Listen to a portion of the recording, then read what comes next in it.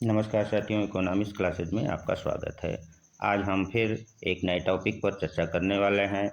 आज का हमारा टॉपिक है कि एक उत्पादक साधनों के अनुकूलतम संयोग का चुनाव कैसे करता है तथा उसके साम्य की स्थिति कैसे निर्धारित होती है, इस पर चर्चा करेंगे।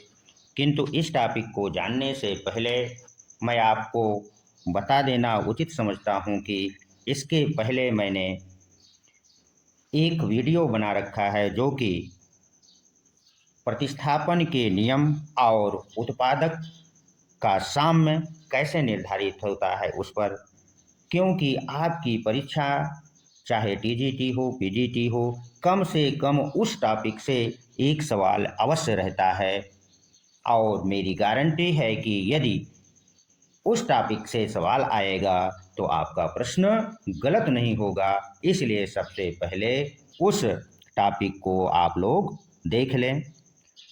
चलिए अब हम चर्चा करेंगे कि एक उत्पादक की संस्तति का निर्धारण कैसे होगा और संस्तति निर्धारण करते समय उत्पादन के साधनों का अनुकूलतम संयोग का चुनाव वह कैसे करेगा, इस पर चर्चा करेंगे। तो शुरू करते हैं। कोई भी उत्पादक का उद्देश्य यह होता है कि वह अपने लाभ को अधिकतम करे। उत्पादक या फर्म को संस्तति की स्थिति वहाँ प्राप्त होती है जहाँ पर उसे अधिकतम लाभ प्राप्त होता है, यानी कि उत्पादक का साम्य वहाँ प्राप्त होता है जहाँ पर उसको अधिकतम लाभ प्राप्त होता है। और अधिकतम लाभ प्राप्त कब होगा? जब कुल आय कुल आय और कुल लागत का अंतर अधिक हो, अर्थात कुल आय अधिक हो कुल लागत से, तो उसे लाभ होगा। जैसा कि आप इसे हम फार्मूले की सहायता से इस तरह भी लिख सकते हैं कि फर्म का लाभ बराबर होगा कुल आय माइनस कुल लागत। चलिए कुल आय, टोटल रेवेन्यू जिसको कहते हैं, बराबर होता है कुल उत्पादन में यदि AR का भाग दे दें। AR का मतलब होता है औसत आगम, या इसे प्रति इकाई मूल्य कहते हैं। तथा कुल लागत को यदि हम C से दर्शाएं तो हमारा फार्मूला हो जाएगा लाभ बराबर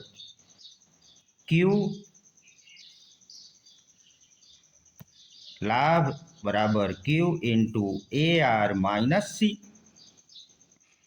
इस फार्मूले को यदि आप ध्यान से देखें तो Q उत्पादन है, AR कीमत को प्रदर्शित करता है और C लागत को। चूंकि साधन की जो कीमत है वह पूर्ण प्रतियोगिता की स्थिति होने के कारण उत्पादक इसमें परिवर्तन नहीं कर सकता है। अतः अब उत्पादक के सामने दो ही विकल्प है जिससे उसका लाभ अधिकतम हो सकता है। वो कौन से?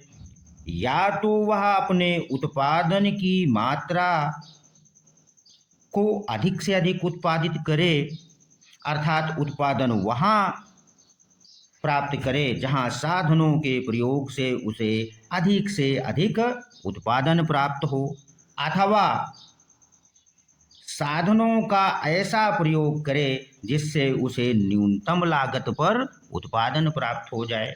अर्थात साधनों के अनुकूलतम संयोग का चुनाव वह या तो उत्पादन की मात्रा में वृद्धि करके कर पाएगा, अथवा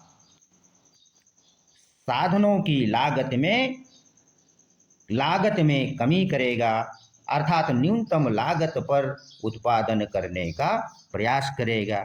ये कैसे निर्धारित होगा, इसको जान लेते हैं। तो इसके लिए सम लागत रेखा और तटस्थता वक्र की सहायता से ही वह ऐसा कर सकता है। तो चूंकि हम आइसो प्रोडक्शन कर्व यानी आईपीसी या समोत्पाद वक्र पहले भी पढ़ चुके हैं, उसकी चर्चा हम यहाँ नहीं करने वाले। चलिए अब हम लोग सम लागत रेखा पर चर्चा करेंगे। आइसो कॉस्ट लाइन क्या होती है? तो सम लागत रेखा उत्पादन के दो साधनों x और y के ऐसे विभिन्न संयोगों को प्रदर्शित करती है। क्या प्रदर्शित करती है? विभिन्न संयोगों अर्थात अनेक संयोगों को प्रदर्शित करती है, जिसे उत्पादक एक निश्चित व्यय के द्वारा क्रय कर सकता है। इसे मूल साधन मूल्य रेखा अथवा व्यय रेखा भी कहा जाता है।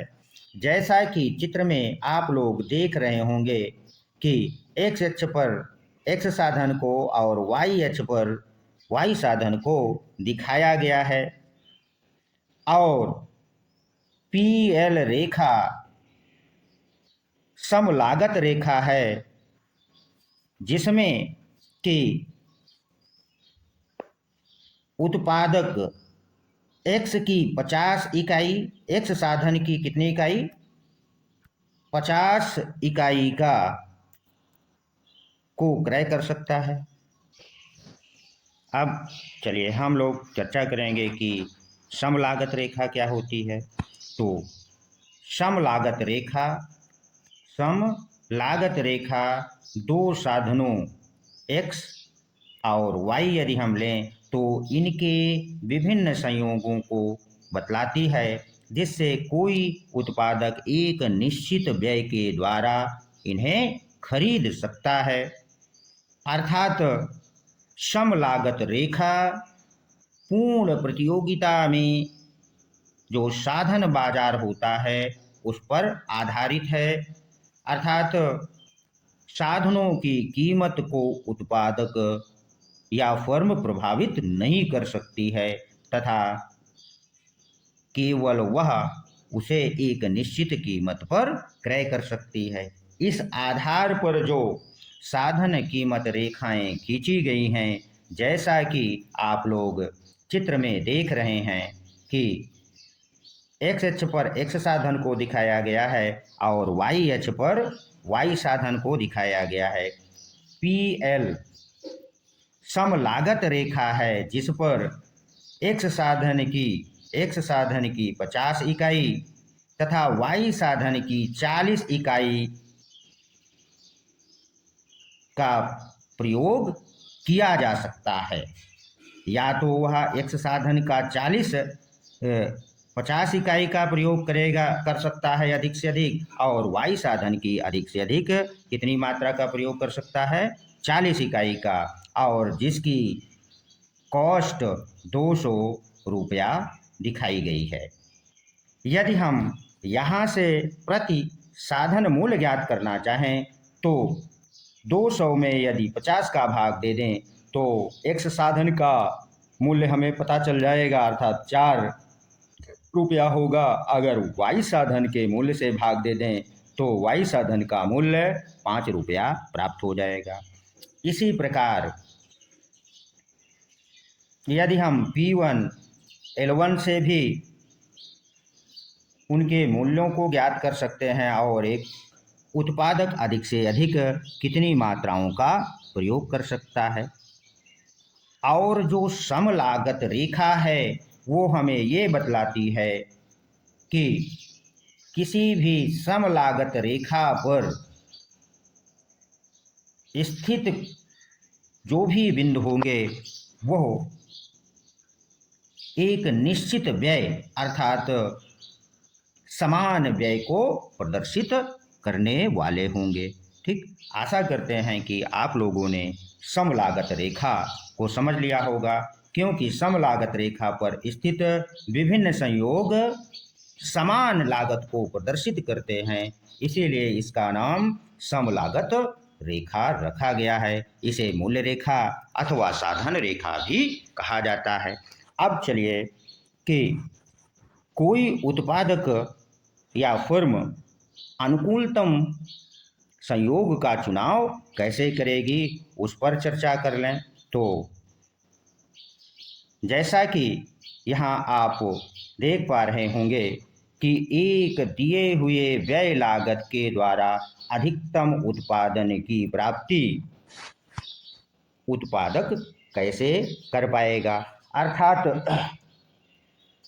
व्यय लागत का मतलब है कि जो सम लागत रेखा है वो दी हुई है, उसमें किसी प्रकार का परिवर्तन नहीं होगा।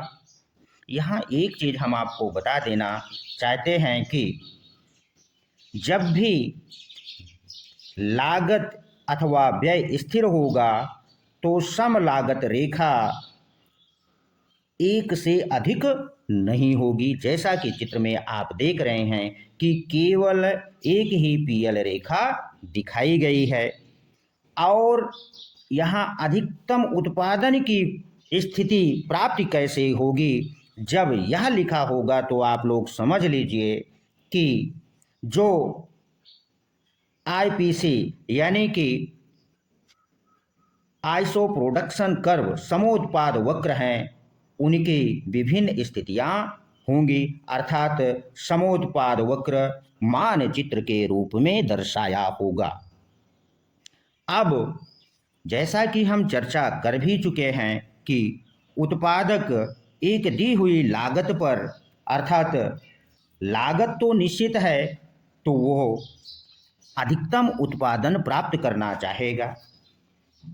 अब यदि हम चित्र को ध्यान से देखें तो एक्स अक्ष पर श्रम साधन और वाई अक्ष पर पूंजी साधन को लिया गया है। यदि साधन लागत रेखा अर्थात कीमत रेखा पर ध्यान दें तो ए बी सी और ई बिंदु हमें यह बतलाते हैं कि एक्स और एक्स व वाई साधन के द्वारा इन साधनों एक्स और वाई साधन का प्रयोग अगर हम करते हैं तो बिंदु ए पर और बिंदु बी पर व सी पर हमारी लागत समान रहेगी, क्योंकि अभी हम लोगों ने पढ़ा कि लागत रेखा के पर स्थित प्रत्येक बिंदु समान लागत को व्यय करते हैं समलागत में। अब उत्पादक अधिकतम उत्पादन कैसे प्राप्त करना चाहेगा, क्योंकि लागतें तीनों बिंदुओं पर समान है, तो कौन से बिंदु पर वह अधिकतम उत्पादन प्राप्त कर पाएगा। तो जैसा कि आप चित्र में देख भी रहे होंगे कि ए बिंदु पर यदि वह उत्पादन करता है तो वह 100 इकाई का उत्पादन करेगा। अगर वह बी बिंदु पर उत्पादन करता है तो वह उत्पादन की मात्रा बढ़ करके 200 इकाई हो जाती है, जबकि लागतें दोनों बिंदुओं पर समान है, क्योंकि अभी हम लोगों ने चर्चा, अगर वह अब यदि ई बिंदु पर उत्पादन करता है जो कि सम लागत रेखा पर स्थित है तो उत्पादन 300 प्राप्त होगा। अतः अधिकतम उत्पादन उसे वहीं मिलेगा जहां पर समोत्पाद वक्र और पीएल रेखा एक दूसरे को स्पर्श करते हों। यही अर्थात ई बिंदु एक ऐसा बिंदु होगा जहां पर साधन कीमत पी एल का ढाल समोत्पाद वक्र का ढाल बराबर है, और यही उत्पादक की साम्य की स्थिति होगी, जो कि एक दिए हुए लागत के आधार पर अधिकतम उत्पादन को प्राप्त कर सकता है। चलिए अब हम दूसरी स्थिति पर भी विचार कर लेते हैं कि दूसरी स्थिति क्या हो सकती है जो उसके लाभ को अधिकतम कर सकती है। अब यहाँ पर हम इस प्रश्न पर विचार करने वाले हैं कि दिए हुए उत्पादन स्तर पर, इसका मतलब है कि उत्पादन स्तर दिया हुआ है अर्थात आईपीसी में कोई परिवर्तन नहीं होगा, अर्थात मानचित्र के रूप में अनेक समोत्पाद वक्र नहीं होंगे। अब न्यूनतम लागत पर उसे उत्पादन प्राप्त करना है, इसका मतलब है कि लागत रेखाएं अनेक होगी और कौन सी लागत पर वह अधिकतम उत्पादन प्राप्त कर पाएगा। तो चलिए इसकी चर्चा शुरू करते हैं। कैसे वह दिए हुए उत्पादन स्तर को न्यूनतम लागत पर प्राप्त कर पाएगा जिससे उसके साधनों का अनुकूलतम संयोग को प्राप्त कर पाए। जैसा कि चित्र में एक्स अक्ष पर एक्स साधन और वाई अक्ष पर पूंजी को दिखाया गया है। पीएल, एबी, सीडी और एफजी लागत रेखाएं हैं और हम पढ़ चुके हैं कि जैसे जैसे लागत रेखाएं दाईं ओर शिफ्ट होती हैं तो लागतों में अर्थात कॉस्ट में वृद्धि देखने को मिलेगी। तो उत्पादक चाहेगा कि वह ऐसे न्यूनतम लागत पर उत्पादन करे, अर्थात बाईं ओर स्थित किसी उत्पादन लागत रेखा पर उत्पादन करना चाहेगा। जैसा कि आप लोग चित्र में देख रहे हैं कि एबी कीमत रेखा है जो कि समोत्पाद वक्र आईपीसी अर्थात अधिकतम 200 इकाई का उत्पादन ई बिंदु पर उत्पादक प्राप्त कर सकता है। यदि वह के बिंदु पर उत्पादन करता है तो उत्पादन तो 200 ही मिलेगा और लागत सीधी रेखा चूंकि ए बी के दाईं ओर है इसलिए उसे अधिक लागत लगानी पड़ेगी और उत्पादन उतना ही प्राप्त होगा, इसलिए उत्पादक ऐसा नहीं कर पाएगा। अब यदि हम आर और क्यू पर विचार कर लें तो यह आर बिंदु भी 200 उत्पादन को दिखलाता है और लागत बढ़ती जाती है। अतः उत्पादक के साम्य की स्थिति न्यूनतम लागत पर केवल ए बी कीमत रेखा पर हो सकती है, जहां पर समोत्पाद वक्र आईपीसी का ढाल कीमत रेखा ए बी के ढाल आपस में बराबर हैं। वह उत्पादक के साम्य की स्थिति कहलाएगी और इस बिंदु पर उत्पादक एक्स साधन की ओयम मात्रा अर्थात श्रम की ओयम मात्रा का प्रयोग करेगा तथा पूंजी की ओयन मात्रा का प्रयोग करेगा और यही साधनों का अनुकूलतम संयोग कहलाएगा। धन्यवाद। आज का वीडियो यहीं समाप्त होता है। अगले टॉपिक में हम पुनः मिलेंगे। धन्यवाद।